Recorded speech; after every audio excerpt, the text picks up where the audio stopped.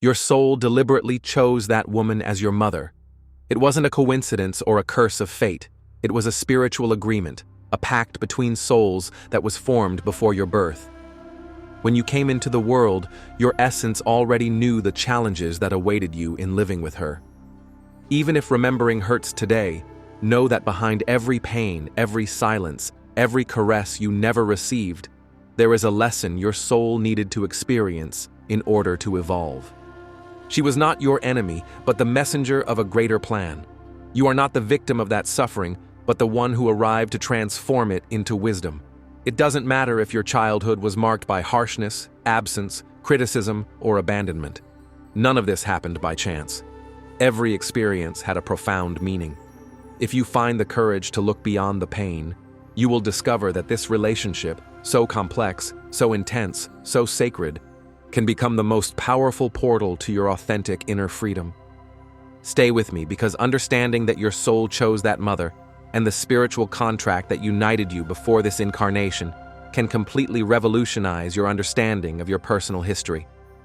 But before continuing, like the video, share it with people who might benefit, and let us know in the comments which city you follow our YouTube channel from.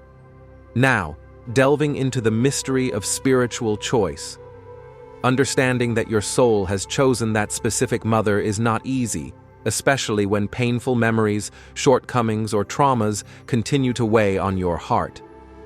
However, the world's most ancient spiritual traditions, including Buddhism, Hinduism, and many contemporary channeled teachings, converge on a truth that can change everything.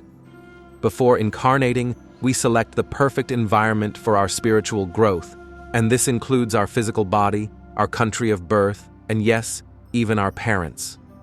We did this not from the ego, but from a higher level of awareness, a plane where human judgments and fears do not exist. There is only one pure intention: to learn, to heal, to evolve. But why would you have chosen to be born to a mother who didn't give you the love you needed? Why choose a harsh, demanding, cold, or even cruel figure? The answer is profound. Your soul didn't come into this life to repeat familiar comforts. It came to break patterns, to face lessons that other generations didn't have the courage to face, to break the chain of pain, abandonment, and need, so that someone, you, would do something different. From this spiritual perspective, your mother wasn't a mistake on your path, but a true sacred mirror. She was a mirror, a catalyst, a deeply symbolic figure who came to show you what you needed to transform. This doesn't mean that what you experienced wasn't unfair or painful. It's not about justifying the damage, but about understanding it from another level of awareness. The soul doesn't choose suffering as punishment, but because it holds precious information. There are hidden codes of awakening. When you chose your mother, you knew her way of loving would be imperfect, but you also knew that that imperfection would lead you to awaken something beyond human bonds: unconditional love for yourself. No one touches us as deeply as a mother, because from the moment we enter the world, that figure represents security, belonging, and affection. And when something fundamental is lost, something very profound breaks, which sometimes takes decades to understand. But the wound isn't the end of the story. The wound is the entrance, the portal that, if you have the courage to cross it, leads you to a much broader spiritual understanding. An understanding that isn't about forgiving with the mind, but about freeing oneself from the soul. That's why this message goes beyond the victim narrative and isn't about placing blame or hiding what hurts.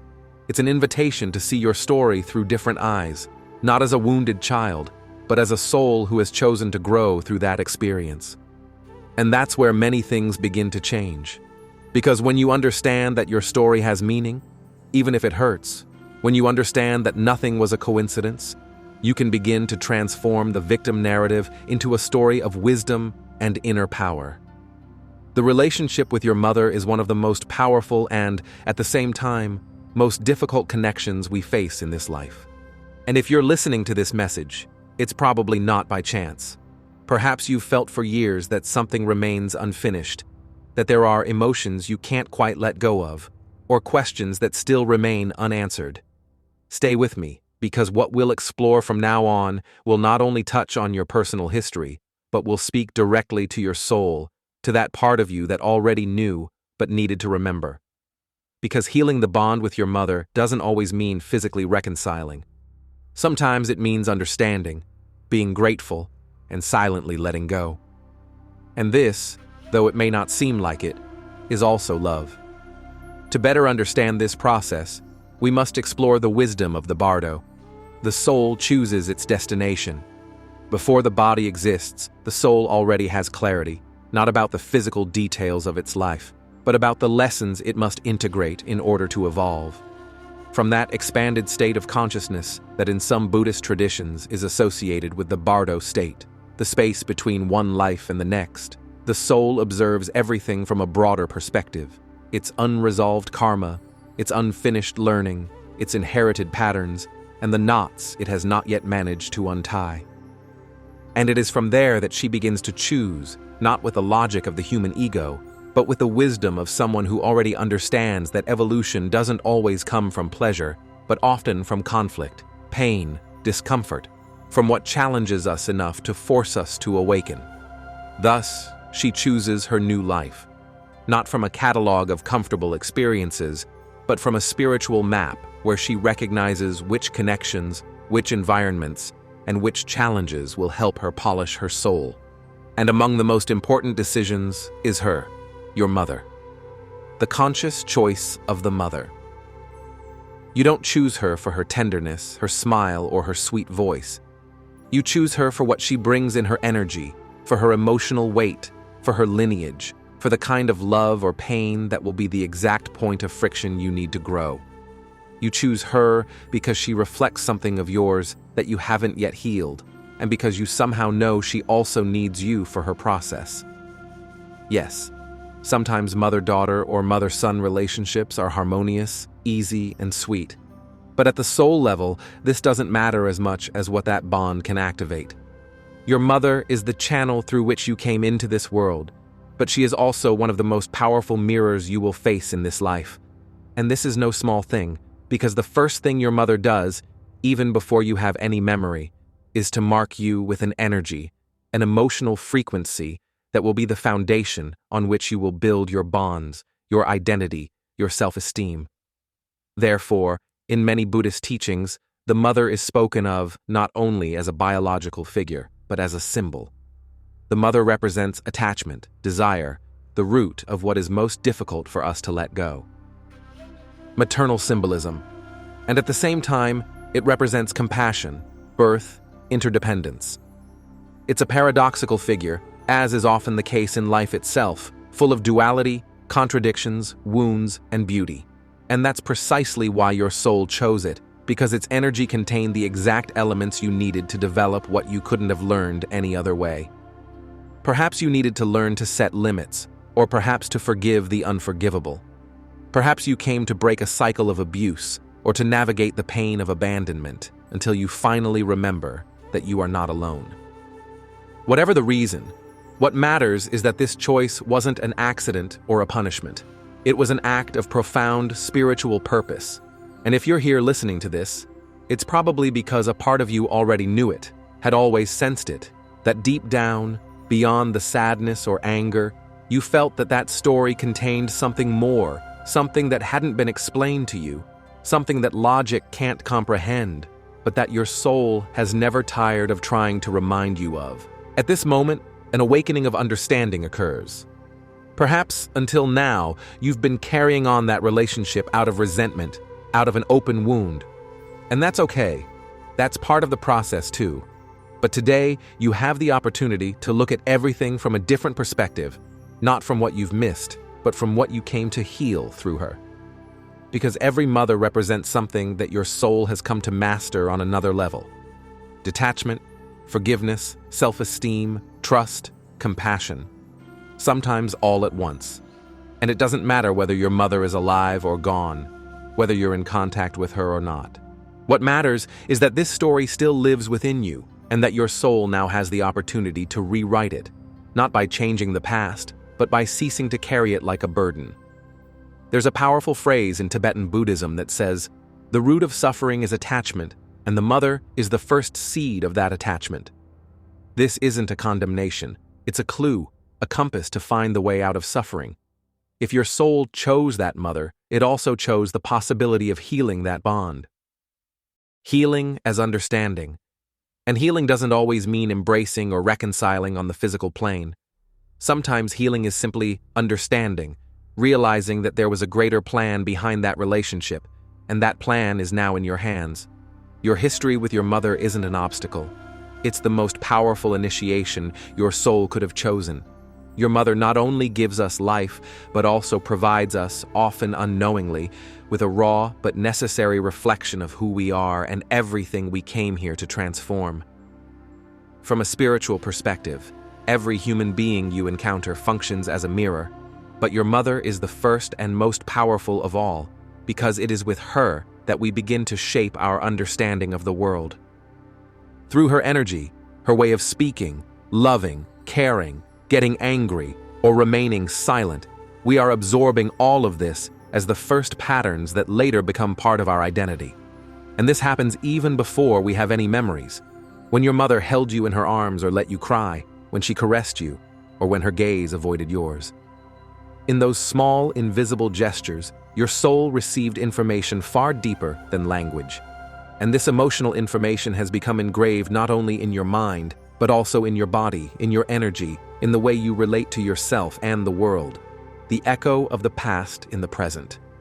Therefore, even if you're an adult today, and even if years or decades have passed since your childhood, it's very likely that certain wounds remain open, because the soul doesn't measure time the way the mind does.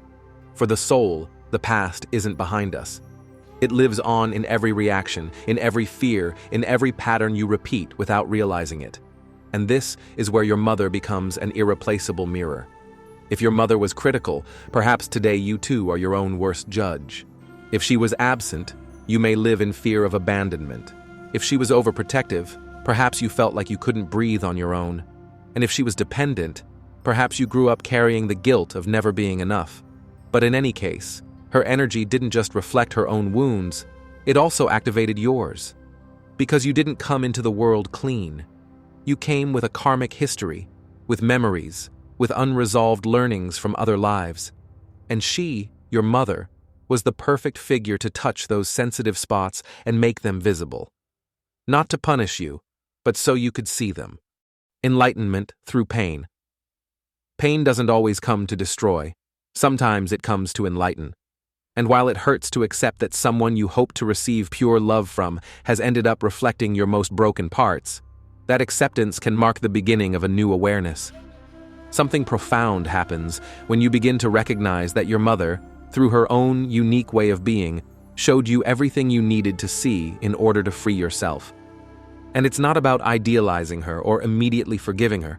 It's about opening the space for a new interpretation. What did his presence reflect on me? What parts of me were awakening with his gaze, with his words, with his way of loving or not loving?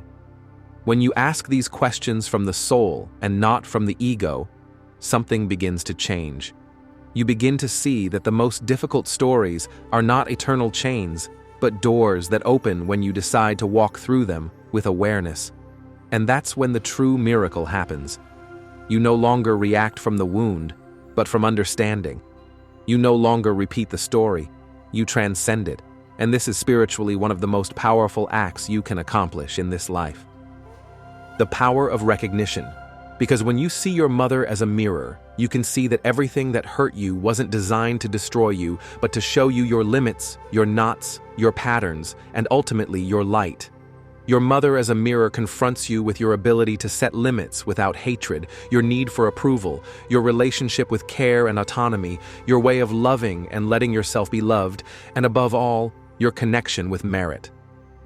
Do you think it was a coincidence? Do you think you could have learned all this from comfort, without conflict, without friction? The soul knows this isn't the case. The soul chooses mirrors that hurt, because they are the ones that truly transform. And that's why, even if your relationship with your mother was difficult or even impossible, you're not doomed to carry that reflection forever. You can reinterpret it, you can look at yourself through that mirror without hurting yourself, and begin to see more clearly what you are and what you aren't. This is the great power of that bond, a power that goes beyond psychology or family history. It's a spiritual power, the power to recognize yourself through what has most affected you. And in that recognition, true healing begins. This leads us to explore what many traditions call the karmic wound. There are pains that cannot be explained by logic. There are wounds that seem unhealed by time, not by kind words, nor by years of distance. And when that pain comes from the relationship with your mother, its weight becomes different, more intimate, deeper, as if it touched a part of you that you didn't even know was still open. It's not a coincidence. It's what many spiritual traditions call karmic wounds. Karma is not a punishment, a debt you must repay with suffering, or an inevitable condemnation. Karma means action, and more precisely, it is the spiritual consequence of an unresolved experience. When there is something that hasn't been understood, integrated, or transcended in a previous life, the soul retains it, and when it reincarnates, it seeks the right conditions to work with that energy and finally release it. This is why the soul often chooses a mother with whom it has had previous lives. This reveals the cycle of lives. Perhaps in another incarnation, you were the mother and she was your daughter. Perhaps there was once separation, betrayal, abandonment. Perhaps there was a love that could not be completed. And now that unfinished story returns, but in another body, in another context, with new scenarios, not to repeat the same suffering, but to have the opportunity to do something different with it, to transform what was once wounded into a more conscious, freer, deeper form of love. But it is not automatic. A karmic wound, when unrecognized, feels like an injustice, like a mark you don't understand why it's there, like a void in your heart you don't know how to fill. And that's where many people get trapped, thinking that what they experienced was a curse, that their mother was too harsh, too cold, too broken, and that this has left a mark on them forever. But the truth is that nothing has as much power over you as what you haven't yet understood from your soul. The manifestations of maternal karma. The karmic wound with your mother can manifest itself in many ways. A distant relationship, an emotionally absent mother, a controlling, critical, or unpredictable figure. But beyond the details, what matters is that something awakened deep within you, making you feel like you weren't enough, that you had to earn love, that being vulnerable was dangerous, that your voice had no place. Those feelings didn't originate with you. They were activated by a relationship that had a hidden purpose, to show you, in all its rawness, what you came here to heal.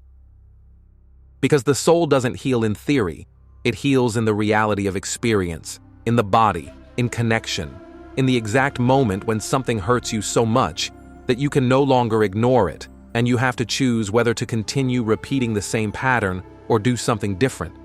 And doing something different doesn't mean confronting your mother or waiting for her to change.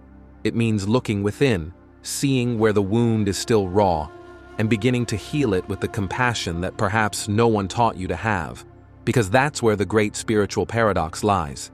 Here the paradox of healing is revealed. That mother, who didn't give you what you needed, gave you something even more precious. The opportunity to give yourself what she didn't know how to give you. It's not easy. It requires spiritual maturity. It takes time and even courage. But when you do it, something changes forever. The wound ceases to be a void and becomes a portal, a channel through which the light of your consciousness enters, and from there, everything begins to rotate. You no longer need your mother to recognize you, because you begin to recognize yourself. You no longer seek her because you love yourself in her own way, because you decide to love yourself in your own way. And in that moment, what was an ancestral pain becomes spiritual medicine. This is healing karma, not erasing it, not forgetting it, but understanding it, embracing it, and choosing not to continue repeating it. And when you do this, you not only heal yourself, you heal for all the generations that came before and all those who will come after. Because the karmic wound with your mother doesn't begin with you, but can end with you. Healing without guilt. Healing doesn't always mean reconciling. And loving doesn't always mean growing closer, especially when we're talking about a relationship as spiritually weighty as the one you have with your mother. For a long time, we've been led to believe that healing that bond necessarily involves a hug, a pending conversation, or an apology that may never come. But the truth is that the deepest healing doesn't always happen externally, it happens silently within you. Because healing isn't about changing the other person, it's about freeing yourself from the burden that history has left inside you. It's about stopping carrying the words they didn't say, the gestures you didn't receive, the love you expected but never arrived. It's about acknowledging that it hurt, but that pain should no longer dominate your present, and above all, it's about doing so without guilt. Many people carry a double wound, the broken bond with their mother and the guilt of feeling they haven't done enough to repair it. Guilt for leaving, guilt for setting limits, guilt for not feeling the love they should feel, guilt for not being able to heal what seems irreparable. We thus discover that distance can be an act of love. But what if I told you that putting distance can also be an act of love? That protecting your peace, even if it hurts, is also a way to honor your spiritual journey. Guilt only appears when we believe there's a right way to love, and that if we don't fit that mold, we're failing. But the soul doesn't work with molds. The soul understands that every story needs its own language, its own rhythm, its own way of closing. And sometimes closing simply means accepting that mother won't change, that her way of loving was the only one she knew, that her personal history, her wounds, her traumas made her who she was. Not to justify, not to excuse, but to free your heart from the constant struggle of wanting to understand her. There are people who won't change, and that's okay, because you didn't come into this life to change anyone. You came to remember who you are despite everything that has broken you, and in that memory, take back your power. That is the true spiritual path, not the one that leads you to an ideal, but the one that reconciles you with reality. You can choose to look at yourself with the eyes you've always sought in her. Reconciliation with yourself. You can give yourself permission to mourn what wasn't there and also to honor what was. The channel through which you came to this world, the woman who, with all her pain and shadows, allowed you to incarnate. The figure who activated within you the opportunity to awaken. Because even if there wasn't love, there was a door, a connection, a sacred contract that, even if you don't remember it, your soul accepted with full awareness. And in acknowledging this, something changes. You no longer look at your mother with anger, but with serene distance. You no longer expect it to heal, because you've begun to heal within yourself. That every emotion you have today is being transformed. That every time you choose yourself, you are closing an ancestral cycle that was never yours, but that you had the strength to end. Getting this far hasn't been easy, not only because this message is long, but because what you've heard while listening touches deep layers of your history, your soul, and your most ancient wound. The moment of recognition. Perhaps for the first time you saw your mother with different eyes. Perhaps for the first time you saw yourself with compassion. And this is already an act of healing.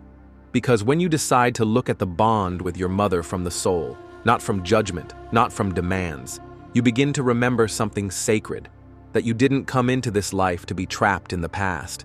You came to transform it, and you are not alone. Millions of souls right now are going through similar processes, closing family cycles, disarming invisible generational loyalties, and silently healing pain. And the most beautiful thing is that you don't need the other person to change. You don't need that mother to hug you, acknowledge you, or ask for forgiveness, because you're no longer looking outside for what you've always searched within. Today, perhaps for the first time, you've understood that your story had a purpose, that pain had deeper roots, and that you have the power to stop repeating it. Your mother was the beginning, but she's not your destiny. Destiny is what you choose with every act of conscience, with every limit you set for yourself, with every word you say to yourself when no one's listening. And if there's still pain, that's okay, because it's not about eliminating anything. It's about walking with an open heart, knowing that every step you take is a step towards yourself. You've done an immense amount of work just to allow yourself to hear this, and even if the world doesn't see it, Even if no one celebrates it, you know it. Something has changed inside you, and that's enough. Because ultimately, what your soul needs isn't for everything to be perfect, but for you to allow yourself to live in peace with what has happened. And from there, begin to create a new story. Your story. This is peace of heart. And now, to conclude this journey together, if you've come this far, I want you to pause for a moment and acknowledge yourself. Not everyone has the courage to look within. Not everyone is ready to question their own history, to honestly touch the deepest and often most painful bond we have with our mothers. But you have done it, and this is already an act of love, of spiritual maturity, of freedom. If something you heard today resonated with you, if it moved you, touched you, opened a question, or left a seed in your heart, I invite you to leave it in the comments. Perhaps your words can support someone who is also going through this process. And if this content has brought you light, clarity, or peace, subscribe to this channel. It's a way to continue our journey together. Here you'll find more reflections like this, content designed for souls like yours, sensitive, conscious, and searching for meaning. Activate the bell if you'd like to receive future videos, because what's to come can also help you understand other aspects of your spiritual journey.